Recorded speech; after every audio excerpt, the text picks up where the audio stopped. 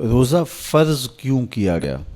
سویر سے لے کر شام تک سب کچھ ہونے کے باوصف بھوک اور پیاس میں وقت گزارنا اور میسر ہونے کے باوجود ایک گھونٹ بھی حلق سے نیچے نہ اترنے دینا، آخر اس میں کیا حکمت تھی؟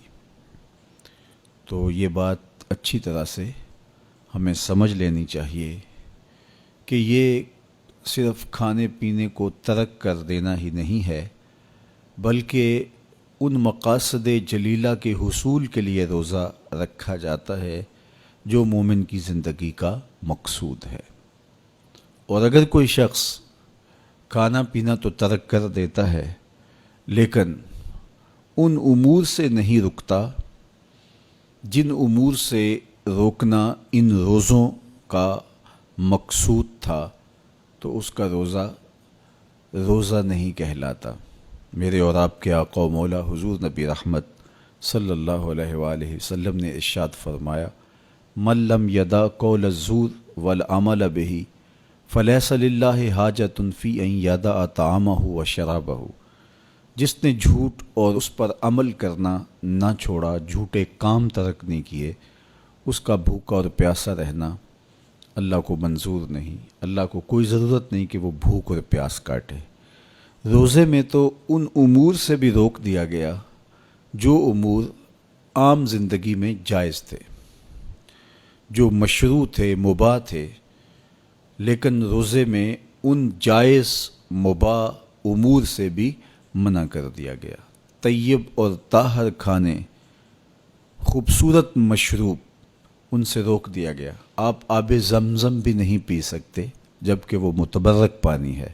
شہر مدینہ میں بیٹھ کر شہر مدینہ کی پکی ہوئی کھجوریں بھی آپ نہیں لے سکتے، اس لیے کہ آپ روزے سے ہیں۔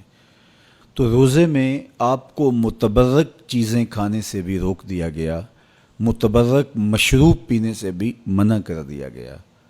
تو مجھے بتائیے، جو رب آپ کو متبرک، مشروع اور پاکیزہ کھانوں سے بھی ایک مخصوص وقت کے لیے روک رہا ہے، تو جن امور سے عام زندگی میں شریعت اسلامیہ نے ہمیں منع کیا، ہمارے رب نے ہمیں منع کیا، تو اگر روزے کے دوران ہم وہ امور بجا لائیں تو پھر روزے کی مقصدیت حاصل نہیں ہوگی۔ تو اسی لیے فرمایا، جس نے جھوٹ اور جھوٹے کام نہیں چھوڑے، اس کے بھوکا اور پیاسا رہنے کی اللہ کو کوئی ضرورت نہیں ہے۔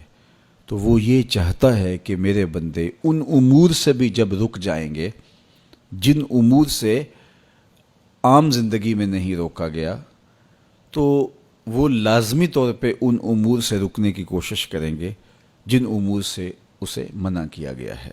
تو جب یہ چیز انسان کا فہم، انسان کی عقل اور انسان کی خرد طے کرتی ہے، تو پھر لا محالہ طور پہ رکنے کی عادت اس کے اندر تقوی کی نشأت کا ذریعہ بنتی ہے۔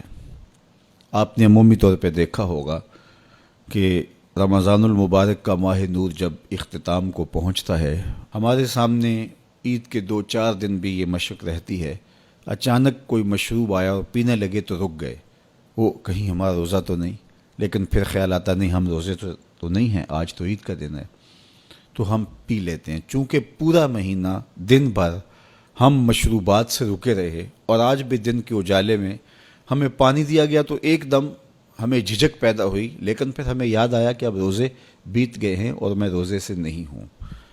تو جو چیز جائز اور مشروع تھی، ایک وقت کے لیے اس چیز سے بھی ہم رکے تو ہماری طبیعت کے اندر یہ ملکہ پیدا ہو گیا کہ ہم اس سے رکنے کا مزاج پیدا کر لیتے ہیں۔